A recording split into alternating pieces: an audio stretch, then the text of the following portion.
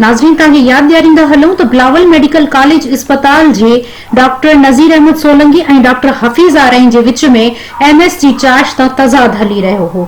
Doctor Hafeez आराइन court मां stay वरितो हो, उन जो फ़ैसिलो अॼु अची वियो आहे। कोर्ट डॉक्टर हफ़ीज़ आराइन खे बिलावल मेडिकल कॉलेज हॉस्पिटल जो MS जी चार्ज ते रहण जो फ़ैसिलो ॾेई छॾियो आहे।